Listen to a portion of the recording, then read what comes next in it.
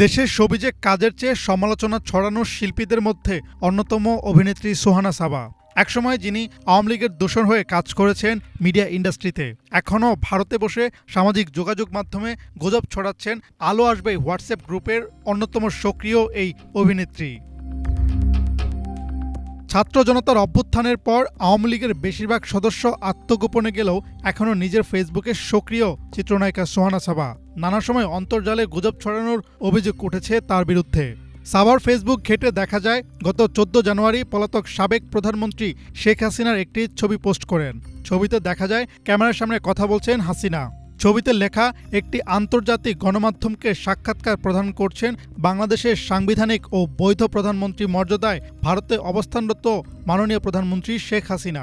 সেই ছবিটি শেয়ার করে সোহানা সাবা লিখেন, আন্তর্জাতিক গণমাধ্যমের কলম ভেঙে ফেলব আজ।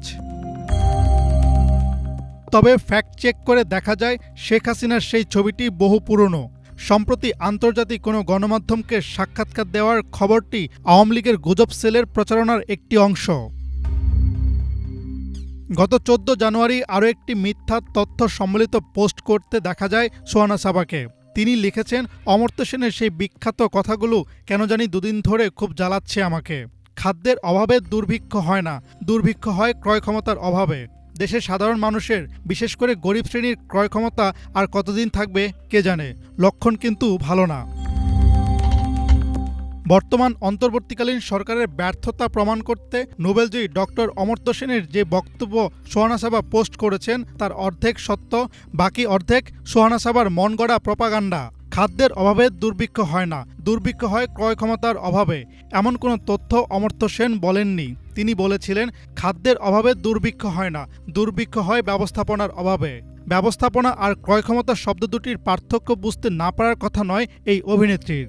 তিনি ইচ্ছে করে মিথ্যা কোটেশন ছড়িয়ে জনগণকে বিভ্রান্ত করেছেন।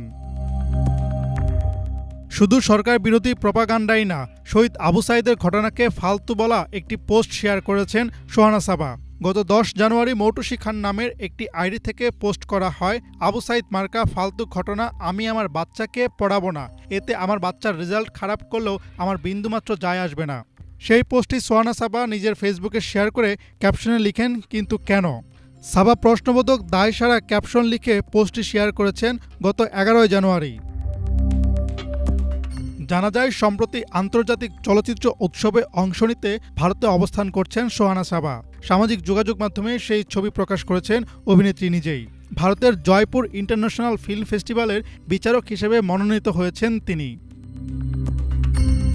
হাসনাত জুবায়ের, বাংলা ভিশন, ঢাকা।